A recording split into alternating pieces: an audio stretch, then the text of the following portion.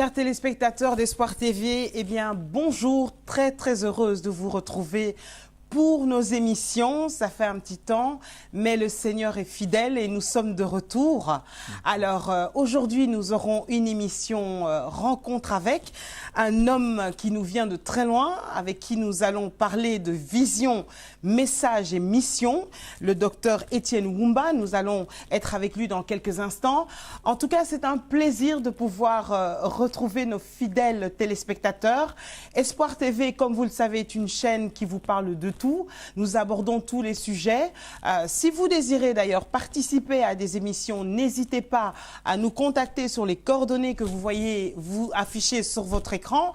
Vous savez que nous diffusions au travers de la box Orao, mais également via le site internet www.espoirtv.net. Des émissions, des films, des prédications, des théâtres, toutes sortes de choses pour pouvoir vous informer, vous édifier et vous réconforter également. Alors aujourd'hui, émission Rencontre avec. L'émission Rencontre avec nous permet de découvrir le parcours d'une servante ou d'un serviteur de Dieu et de voir également quelle est la vision, quel est le message et également la mission que Dieu a donnée à cette personne concernant son ministère. Docteur Etienne Wumba, bonjour, comment allez-vous? Je vais très bien. Bonjour la servante des dieux, Maman Julie, que Dieu te bénisse. Merci beaucoup. En tout cas, moi, je suis honorée parce que vous êtes venu il y a quelque temps. On devait faire l'émission et ça n'a pas pu se faire. Et là, Dieu a permis, donc c'est formidable. Oui, merci. De mon côté, c'est partagé. Alors, ce qui est bien, on va le découvrir, c'est que vous êtes franco-anglophone ou anglo-francophone. Ça dépend un peu dans quel sens on le dit. Donc, on va faire cette émission un peu bilingue. Hein? Comme ça, on va se laisser aller. Je vais vous demander de vous présenter qui est le docteur Etienne vu par lui-même.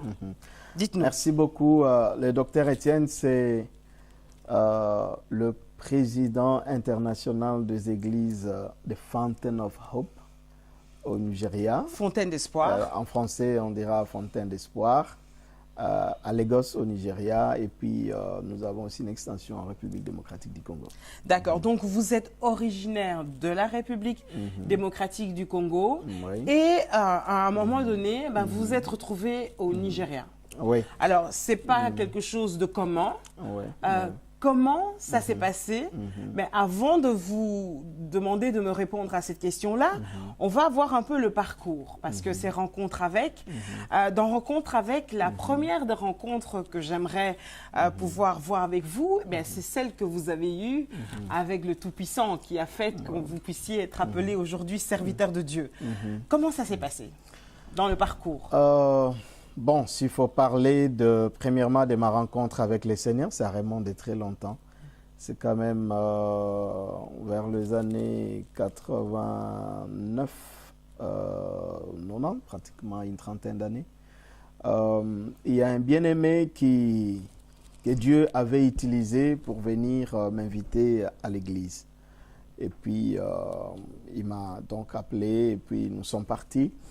Et je me souviens, le pasteur avait parlé sur la croix de Christ, comment Christ a souffert à la croix et comment il est mort pour nous. Et c'est un message qui m'a touché. Alors j'avais fondu en larmes, je me rappelle. J'ai dit, mais lui qui n'a rien fait, comment pouvait-il passer par de telles souffrances? Et tout cela, c'est pour moi. Et donc je m'étais décidé d'offrir ma vie au Seigneur. Alors, depuis ce temps-là, donc, on a cheminé avec le Seigneur. Et puis, Dieu a permis que vers les années 98, 98, que je puisse aller au Nigeria. Ça fait quand même un bon bout de temps que je suis là. Alors, j'avais le projet de faire un voyage vers l'Angleterre, à Manchester. Mais Dieu a changé les choses de sa manière, donc il m'a retenu au Nigeria. Et puis, il m'a donc donné une vision. J'ai vu dans cette vision que j'avais commencé une œuvre, une église à Lagos. Ça, c'est le jour où tu viendras, tu vas connaître les quartiers. Ça s'appelle la commune Lagos Island, c'est-à-dire l'île de Lagos. C'est l'une des îles les plus riches du Nigeria. C'est là où vous avez tout le grand commerce. Oui, tu voulais poser une question. Oui, par rapport à ce que vous venez de dire, donc vous arrivez au Nigeria. Comment ça s'est passé justement que Dieu vous dise d'aller au Nigeria et quelle a été votre réaction? Parce qu'il y a quand même une distance entre la RDC et le Nigeria. Et en plus, bon, voilà, Dieu vous dit d'aller en Europe. En général, c'est compréhensible. Les gens sont contents d'aller. Mais le Nigeria, comment ça s'est passé qu'ils vous le disent et comment vous avez réagi? Il y a eu un concours de circonstances. Je m'étais inscrit à un programme d'études à Manchester. Mais vers les années 97, 98, suite aux événements qui se sont passés au Congo, donc plusieurs ambassades occidentales étaient fermées. Alors, comme j'allais en Grande-Bretagne, donc il fallait trouver un autre pays où je pouvais procéder le visa.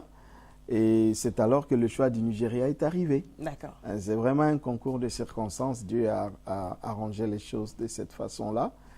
Le chargé d'affaires de l'ambassade britannique m'a donc fait un document que je pouvais présenter partout, soit disant que chez nous, à cause de la guerre, l'ambassade est fermée. Donc, je suis parti au Nigeria avec ça. Alors, il fallait faire les visas pour partir, mais dans l'ambassade, quand on sait que votre pays est en guerre, vous comprenez, les visas ne s'octroient pas aussi facilement parce qu'on sait que quand vous allez, vous allez... Pour ne plus revenir. Pour ne plus revenir. Alors, donc, Dieu a permis que je sois donc retenu au Nigeria. Et en tant qu'enfant de Dieu, serviteur de Dieu, il fallait prier, Seigneur, quelle est ta volonté? Voilà. Dois-je retourner au pays? Dois-je rester ici? Qu'est-ce que je dois faire? C'est dans ces instants-là que le Seigneur a permis finalement que j'ai cette vision que je bâtissais une œuvre au Nigeria. J'ai donc compris que Dieu voulait que je reste pour quelque temps. À ce moment-là, est-ce que vous êtes déjà affermi? Est-ce que vous êtes déjà mature? Est-ce que vous avez un encadrement pour prendre une des décisions qui va être ultime, qui va être une des décisions les plus importantes de votre vie? Oui, j'étais déjà bien mûr dans la foi. Parce que déjà à Kinshasa, j'ai servi dans mon église. Je prêchais et je me rappelle, j'étais le responsable de la francophonie. On appelait ça francophone. Donc nous avons un culte francophone et puis il y avait tout un département. Donc j'étais déjà un des responsables, servant Dieu et puis prêchant la bonne nouvelle. Donc, mais il y a un aspect que je voulais ajouter parce que le fonctionnement n'est pas le même. Donc, j'avais aussi d'autre part un grand souci pour la formation, théologique. Alors, je me suis dit, tiens, ça y est, je peux aussi, connaissant le Nigeria comme un grand pays de l'Évangile, où beaucoup de serviteurs dédiés ont été formés. Au niveau du Congo aussi, on parle de Sonny Mukwenze, docteur Bishop Sonny Mukwenze, et puis beaucoup d'autres. Je me suis dit, bon, je crois que je peux aussi prendre le temps de pouvoir faire ma formation ici. Donc, je me suis, dans la foulée, je me suis inscrit pour ma formation théologique. C'est ainsi que je suis parti du graduat, à la licence, à la maîtrise et jusqu'au doctorat. Alors, la formation, on va quand même aborder cette question-là avant de parler de votre vision, de la vision que Dieu vous a donnée proprement parlé. La formation, il y a deux courants par rapport à la formation. Il y en a qui disent c'est important, la formation, parce que ça amène un plus. Mais d'autres diront la formation, c'est pas forcément nécessaire tant qu'il y a l'appel. Vous vous dites quoi? La formation n'est pas l'appel. Mais la formation permet à l'appelé de bien fonctionner. Waouh, ok. La formation ne remplace et ne remplacera jamais l'appel. Non, non, non. Quand Dieu n'a pas appelé quelqu'un, ce n'est pas la formation qui va faire de lui un serviteur de Dieu. Mais si Dieu a appelé quelqu'un et qu'en plus de son appel, il prend le temps de pouvoir se faire former, forcément, il y aura un plus dans son parcours et dans l'œuvre du Seigneur qu'il fait. Et il n'est jamais trop tard pour être fermé? Non, il n'est jamais trop tard. On peut toujours se faire former. Par la grâce de Dieu, on peut se rattraper. Ok. Alors, la vision, donc vous arrivez à Lagos, et là maintenant, vous êtes dans ce milieu-là, Lagos Island. Qu'est-ce qui se passe? Qu'est-ce que Dieu vous dit et qu'est-ce que vous voyez? Je vois un monde d'ouverture ministérielle. Parce que quand je suis arrivé là, j'ai trouvé qu'il y avait des églises déjà qui existaient et qui fonctionnaient. Il fallait pouvoir faire ce que Dieu me montrait, mais par où commencer, comment le faire. Il fallait donc prier et vraiment être à l'écoute du Seigneur et puis voir ce que Dieu permettait qu'on fasse. Alors Dieu qui est bon et qui sait là où il nous amène, il a permis que je puisse passer dans une étape nous appelons ça attachment. Quand vous faites la formation théologique, il y a un temps où vous devrez aller en stage. Voilà. Alors maintenant, il fallait donc aller en stage. Alors, on nous a demandé au niveau de là où j'étudiais de pouvoir choisir une église où faire votre stage. Alors, il fallait donc choisir une église. Dieu a fait grâce que je choisis finalement, j'ai été recommandé dans une église des anglophones. C'est là où tout s'est déclenché. Donc, je suis parti là-bas et puis j'étais très bien reçu. Hein? Et puis, c'était donc parti. Alors, j'ai commencé à faire les stages. Et là, arrivé là, l'église aussi avait un institut biblique. Donc, ils m'ont dit, la condition pour qu'on t'accepte, tu dois aussi te faire inscrire dans notre institut. À ce moment-là, vous parlez déjà anglais ou pas? Ouais. Et deuxième chose, est-ce que vous étiez déjà en fréquentation de ce milieu, de cette culture anglophone ou pas? Non, c'était d'abord l'anglais. J'avais déjà un bagage quand même d'un anglais minimum parce que déjà au Congo, j'en parlais. Et puis, mais c'était juste peu, hein, parce qu'il y avait beaucoup à apprendre. Oui. Voilà, et puis les milieux étaient tout nouveaux pour moi. C'était un milieu que je devrais découvrir, des choses que je devrais appréhender et puis comprendre en profondeur. Surtout, je crois que Dieu m'a envoyé dans ces milieux-là pour avoir un métissage culturel et ministériel. Culturel dans ce sens qu'en tant qu'un francophone, un Congolais, il fallait vraiment une immersion totale dans le milieu anglophone et puis aussi une initiation finalement à beaucoup de choses que Dieu permettrait à ce que je fasse dans l'avenir. Parlons-en de ce choc culturel. On en a un peu parlé en préparant cette émission et je voulais vraiment vous demander d'aborder cette question-là parce que la force du métissage, c'est qu'on a une richesse en plus, on est un peu entre deux cultures et on connaît le bon et le mauvais des deux. Qu'est-ce qui vous a le plus bouleversé malgré lorsque vous êtes rentré dans le milieu anglophone et quels sont les points qui, pour vous, sont des choses à imiter de cette culture-là?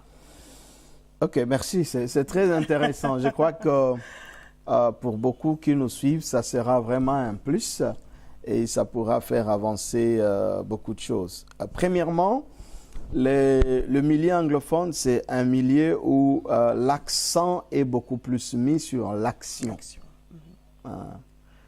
Nous disons avec une expression, English people are action oriented. Ils sont beaucoup plus orientés sur l'action. Ils aiment agir. Ils aiment mettre en pratique ce qu'ils croient. Ils aiment voir Dieu agir. Ils aiment l'action. Ça, c'est quelque chose que j'ai appris là-bas.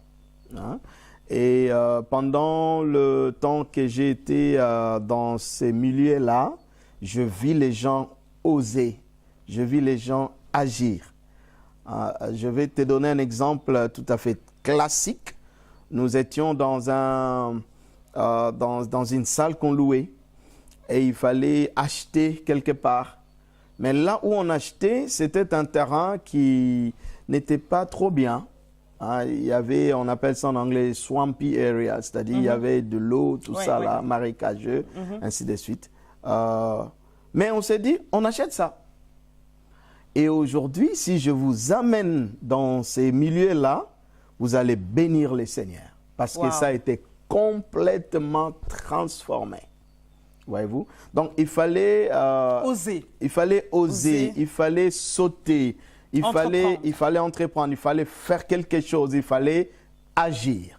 C'est comme Dieu qui disait à Josué, l'eau déborde, les Jourdains débordent.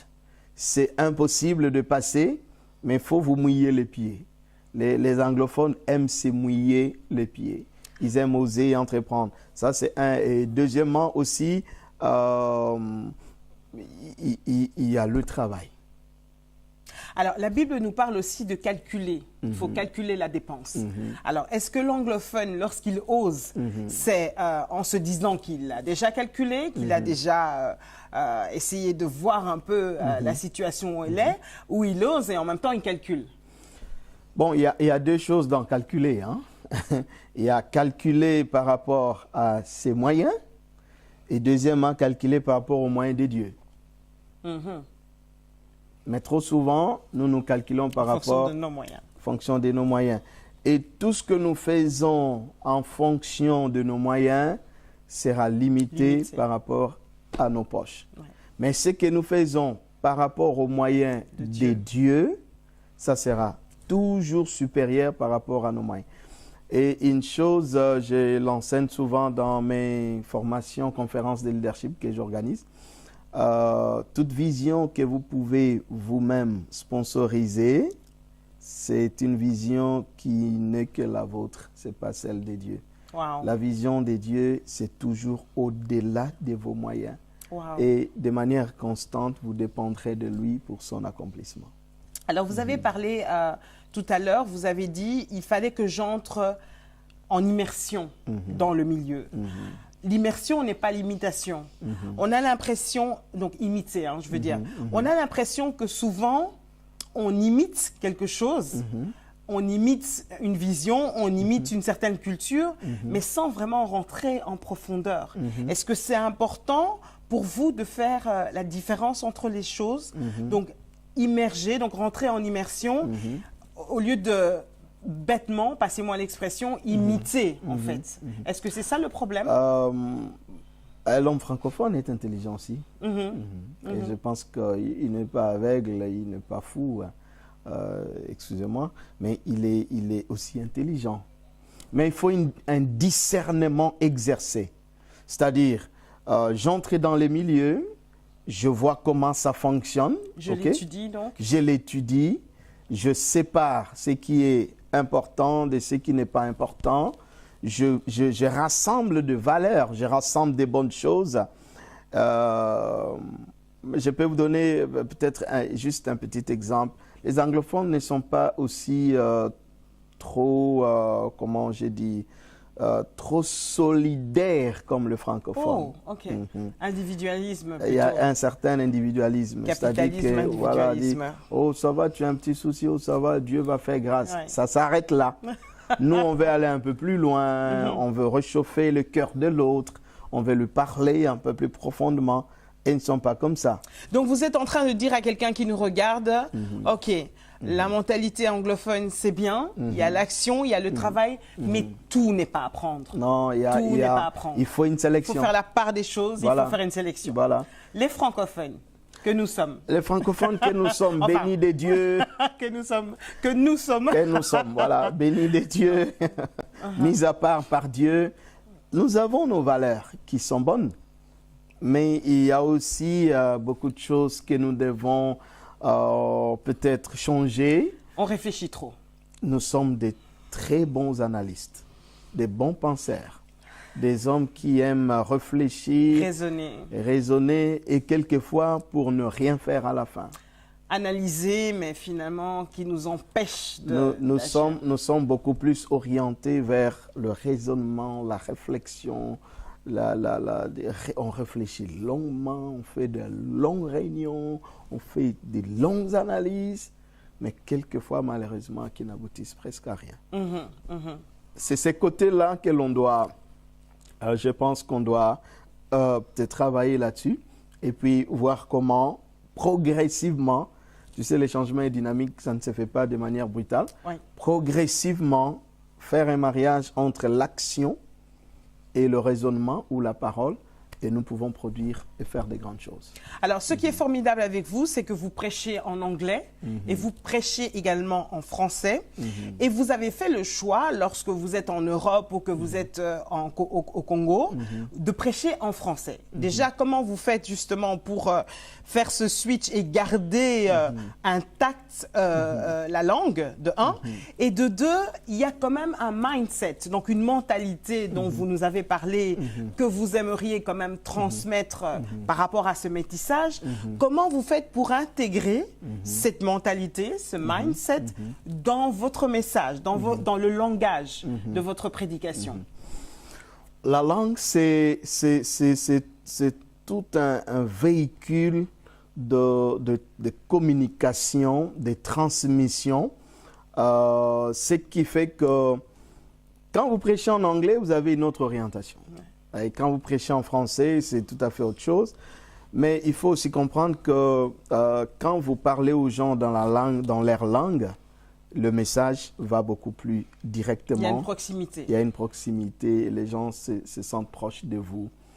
Ce qui fait que quand je suis dans un milieu francophone, comme je suis à Bruxelles, je préfère prêcher en français et puis je me fais comprendre et ça aide les gens. Mais quand je suis au Nigeria chez nous, je prêche en anglais ou dans d'autres pays, je prêche en anglais et les gens aussi comprennent ce que l'on veut.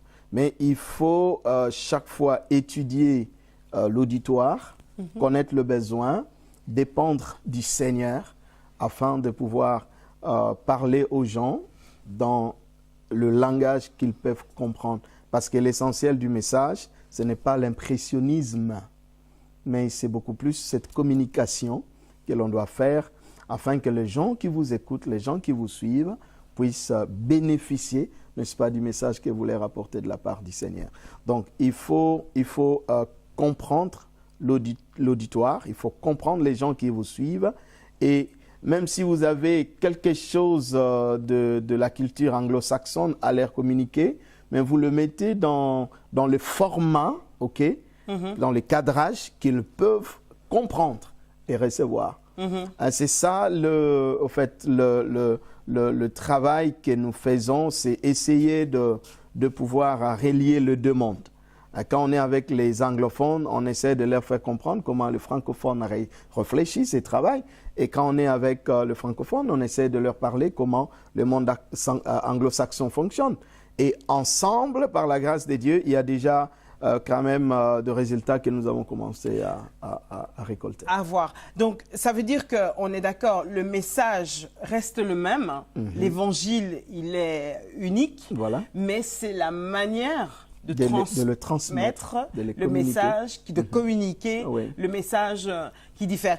Je pense que c'est important de préciser, non? Parce que sinon, les gens font un peu des amalgames et on a l'impression que finalement, il y a un évangile de prospérité d'un côté, un évangile de délivrance de l'autre, un évangile de...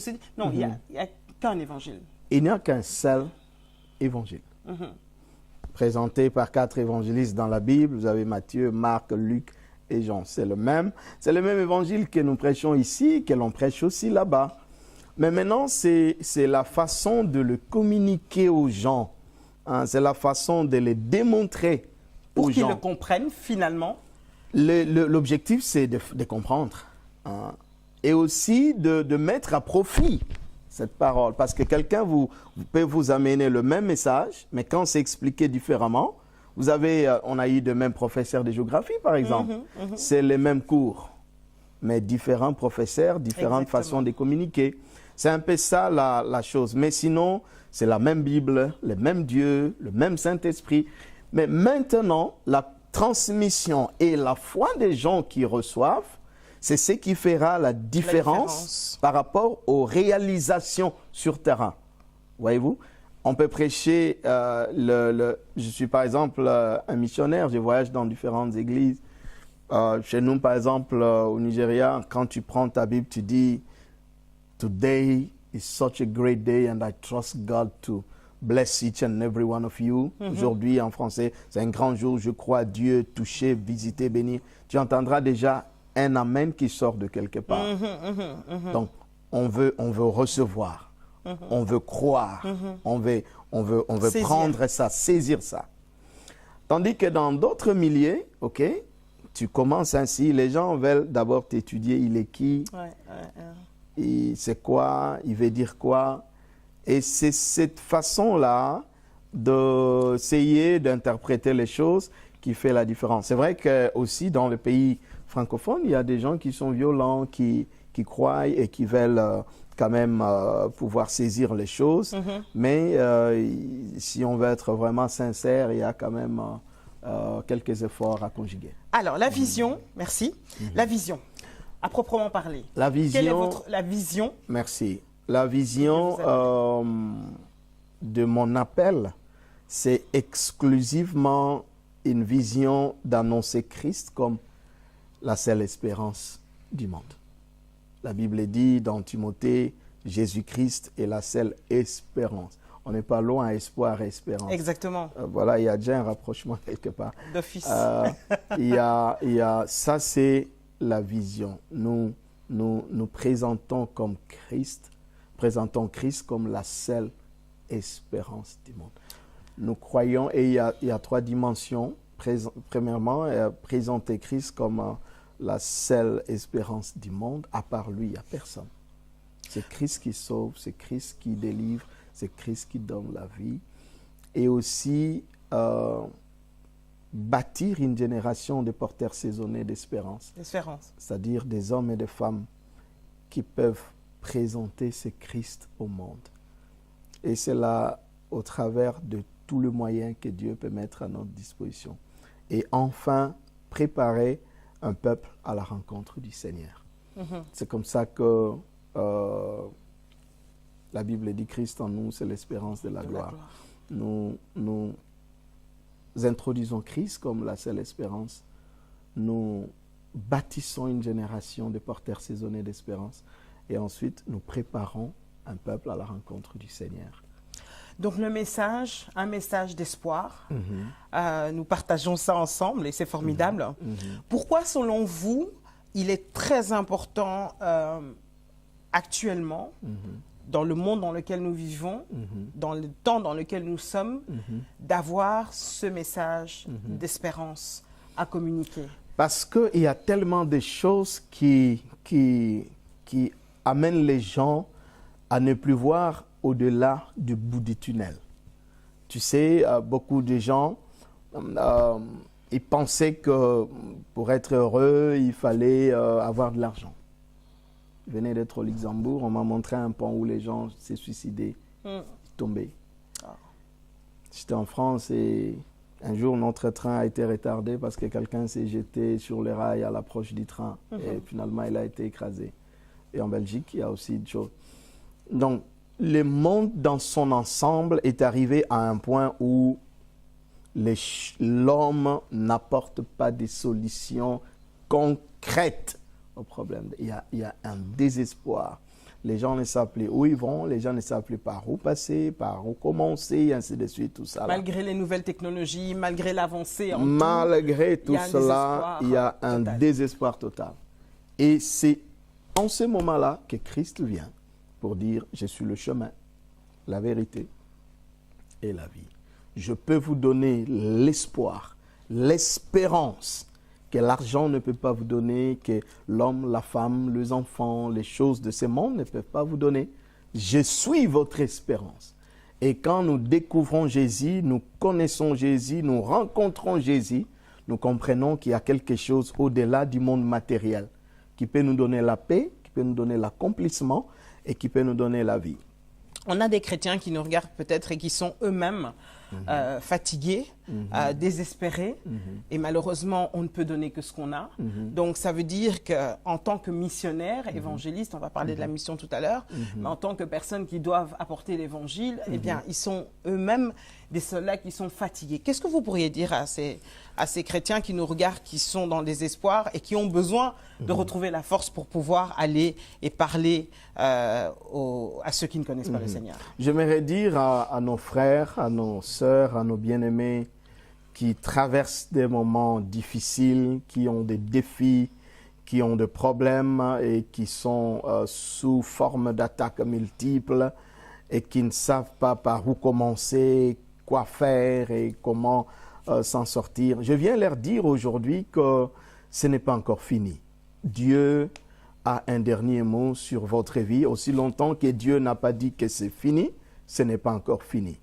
Il y a toujours un moyen de vous en sortir. Je vous donne quelques exemples. Goliath a terrorisé les enfants d'Israël pendant 40 jours. Et il fallait qu'un David s'élève au 41e jour pour que ce Goliath puisse tomber. La femme qui souffrait la perte de sang pendant 12 ans, elle était malade, mais il fallait qu'elle touchât le pont de la robe du Seigneur pour être guérie.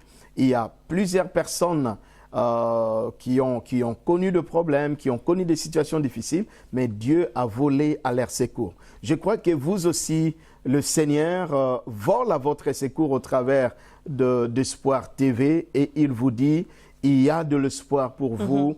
Aussi longtemps que vous vivez, vous respirez, Dieu peut encore vous sortir de ces problèmes, de cette situation, de cette prison, de ces malentendus et de tout ce que vous pouvez connaître comme expérience. À la fin, nous prierons avec vous et je crois par la foi, Dieu interviendra. Devant la mer Rouge, les enfants d'Israël pensaient que c'était la fin.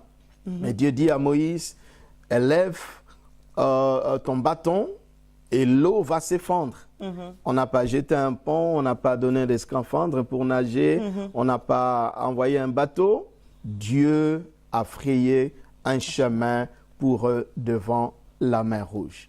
Je crois que cette mer Rouge qui est devant toi peut se fondre en Dieu. Dieu peut frayer un chemin, Dieu peut ouvrir une porte, Dieu peut changer les circonstances et te donner la solution. Ce n'est pas encore fini aussi longtemps que Dieu est là et Dieu peut faire quelque chose. Il est dit quelque part, un chien vivant vaut mieux qu'un lion mort. Aussi longtemps que nous respirons, Dieu est capable de frayer un chemin pour nous. Alors, ne te suicide pas, ne te fais pas du mal, ne condamne pas les gens si ce n'était pas eux, si ce n'était pas tout ça. Croyons, prions, confessons, déclarons et avec Dieu, je crois que nous allons faire des exploits et témoigner. Ça, c'est l'ancienne école quand même. Hein? Ça, c'est l'évangile de base de l'ancienne école où on formait des soldats. Vous êtes un missionnaire. Là, on va parler de la mission pendant les quelques minutes qui nous restent. Avant de vous laisser conclure, vous avez parcouru le monde. Dans la mission, dans l'évangélisation actuellement, quelles sont les choses que vous... disons, on va dire, déplorer.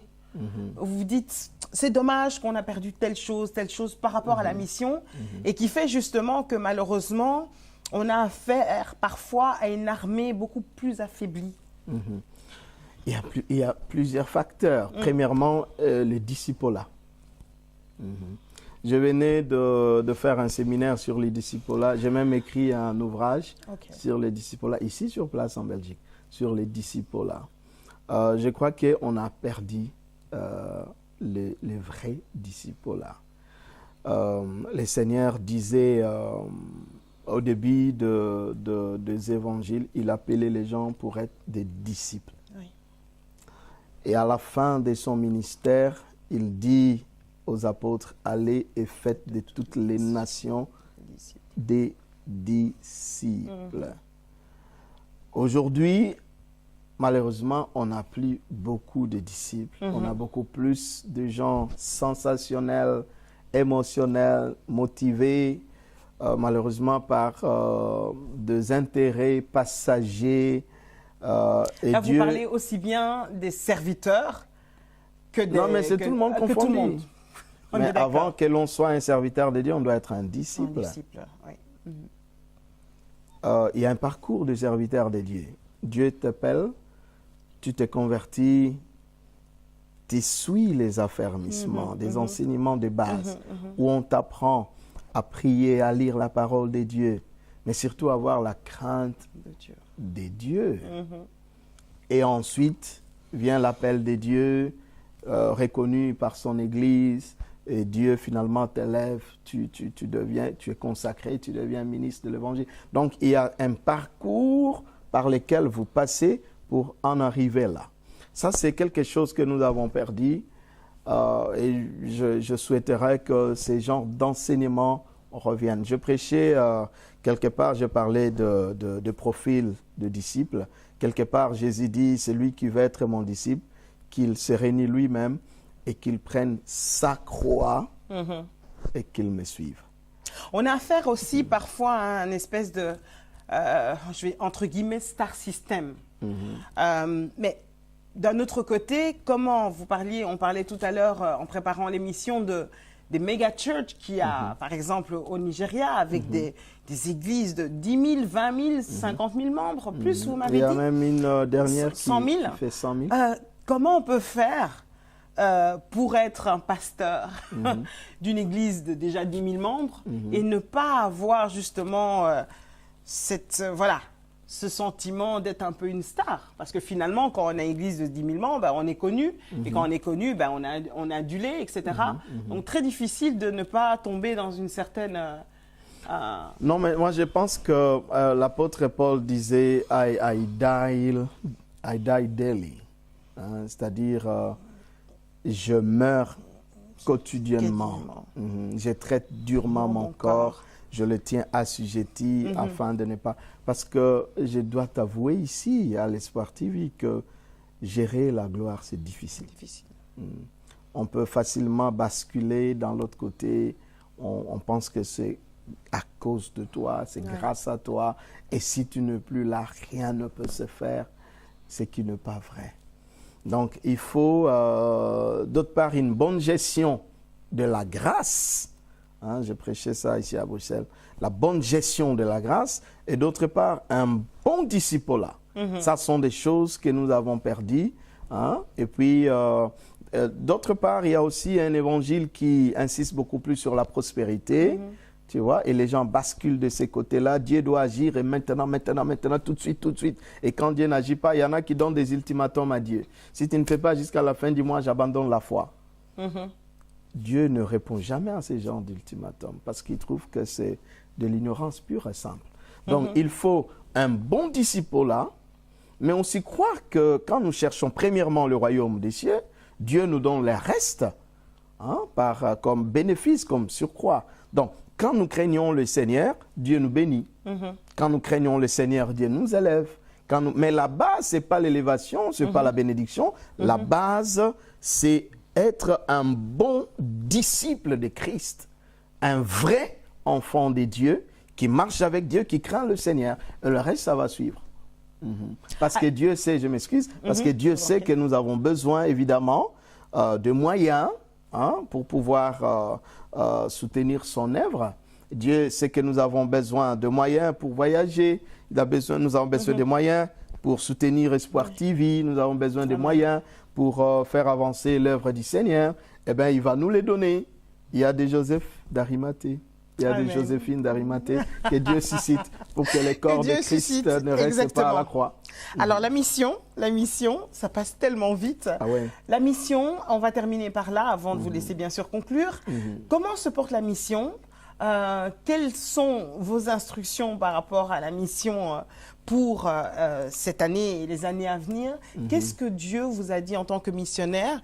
Et pour les autres missionnaires qui peut-être nous regardent, quelles seraient les suggestions que vous pourriez le faire par rapport à la mission, s'il vous plaît? Et une question très importante. La mission, c'est le battement de cœur du Seigneur. Et nous devons aller là où le Seigneur nous envoie. Si Dieu t'envoie en Amérique, allez-y. Si Dieu t'envoie au Canada, allez-y. Si Dieu t'envoie en Afrique, il ne faut pas hésiter. Nous avons un pasteur chez nous au Nigeria, il s'appelle Paul Adefarasin, qui priait, cherchait à aller à Londres. Il habitait là-bas, alors il s'est retrouvé au Nigeria, il cherchait à repartir, mais ça ne marchait pas. Et puis finalement, il a prié et Dieu lui dit commence une œuvre ici. Aujourd'hui, l'œuvre qu'il a commencée, c'est une grande église. Et si on lui demandait aujourd'hui peut-être de refaire les démarches qu'il faisait, il ne serait pas d'accord de le faire. Ouais.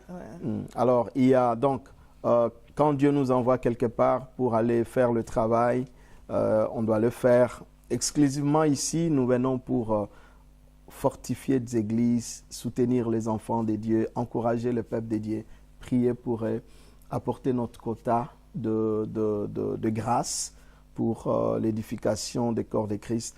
Et par la grâce du Seigneur, partout où nous allons, Dieu bénit ses enfants. Alors, vous avez l'air d'être particulièrement sage. Ça se sent dans votre manière de parler, de prêcher, dans vos raisonnements. Qu'est-ce qui vous a donné cette sagesse?